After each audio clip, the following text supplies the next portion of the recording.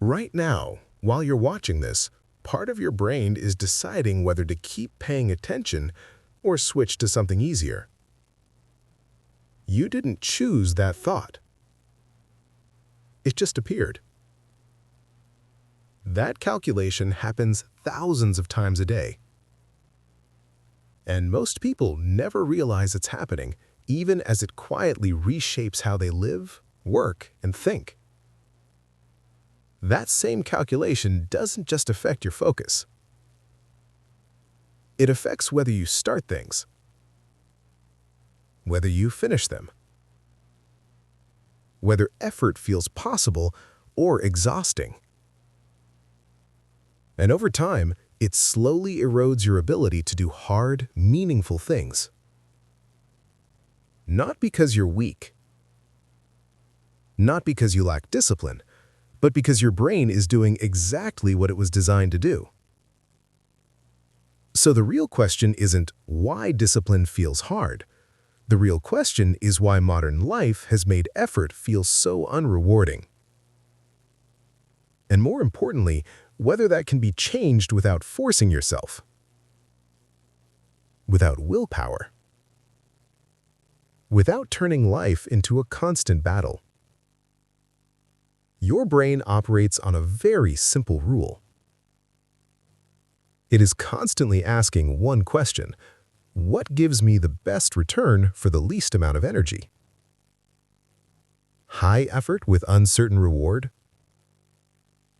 Your brain hesitates. Low effort with guaranteed stimulation?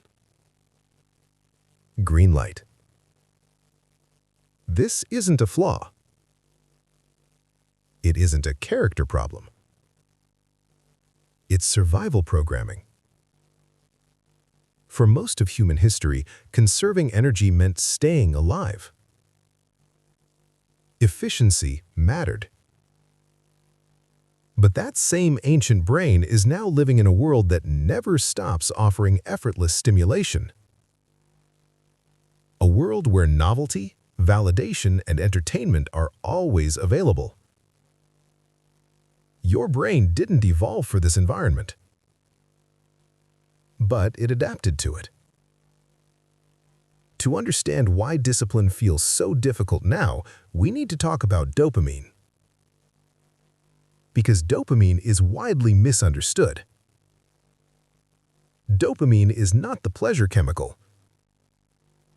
It's the anticipation chemical. It spikes before a reward, not after it. That's why scrolling feels so compelling. Every swipe might deliver something interesting, something better, something worth staying for. Your brain releases dopamine to keep you searching. Over time, this trains your brain to expect fast, effortless rewards. And when that happens, something subtle but powerful changes. Effort starts to feel pointless. Focus starts to feel painful. This isn't laziness. It's tolerance. Here's the part most people never hear. The problem isn't that you have too much dopamine. The problem is that your brain no longer trusts effort to pay off. And once that trust is broken, no amount of motivation can fix it. But it can be retrained. This is why dopamine detox became popular. Remove stimulation. Reset the brain. Discipline returns. It sounds logical. But brains don't reset like devices. Sudden deprivation increases stress. Stress increases avoidance. Avoidance kills discipline.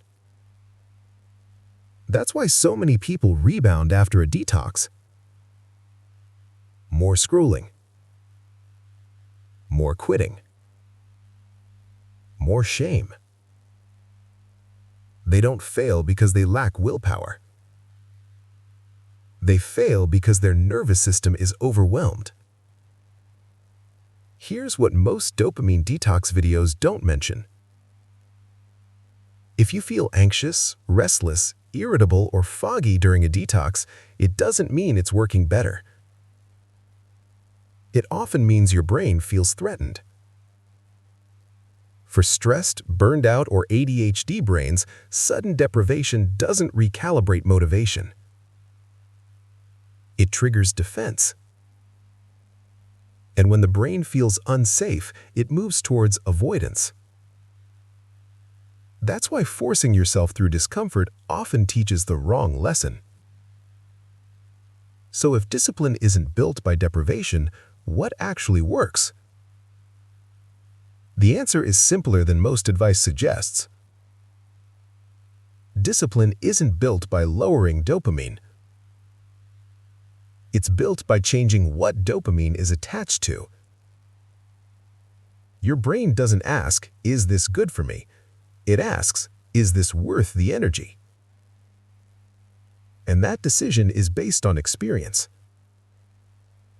If effort feels endless, unpredictable, or punishing, your brain learns to resist it. If effort feels contained, repeatable, and survivable, your brain begins to cooperate.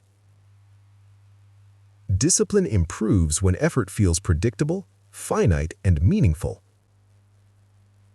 The brain doesn't crave ease, it craves certainty. This is where most people misunderstand discipline. They think discipline comes from deprivation. In reality, it comes from friction. Deprivation removes stimulation completely.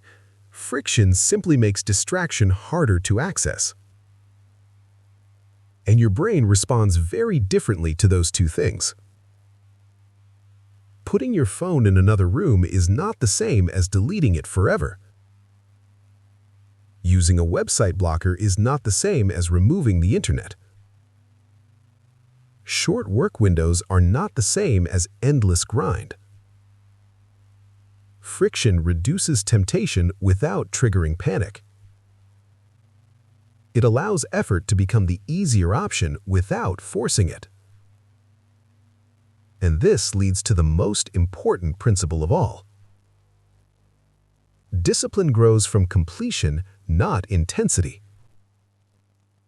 Most people try to change their behavior by doing more. Longer sessions. Harder routines. Stricter rules. But the brain doesn't learn from suffering. It learns from completion.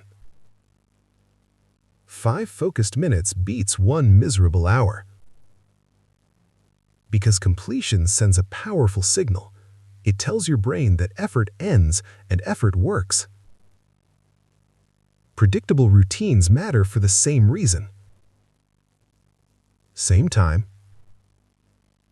Same task. Same endpoint. When the brain knows what's expected and knows when effort will stop, resistance drops. And immediate completion rewards matter too. Not pleasure. Closure. Checking something off. Closing the loop. Ending the task cleanly. That post-effort dopamine is what retrains discipline. One important note. If you're dealing with anxiety, depression, or ADHD, force-based discipline often backfires. That doesn't mean discipline is impossible. It means it must be cooperative, not punishing. The goal isn't to overpower your brain. It's to work with it. To design effort that feels safe enough to repeat. To make progress without triggering shutdown. Discipline isn't something you force. It's something you condition. Over time, when your brain learns that effort is safe, finite, and rewarding, something changes. Discipline stops feeling like a fight. It stops feeling like self-control. It becomes automatic. Not because effort disappears, but because resistance does. You don't need to punish your brain to change it. You need to train it through clarity, through completion, through consistency. That's how discipline sticks. And that's how effort becomes something you can live with instead of something you constantly avoid.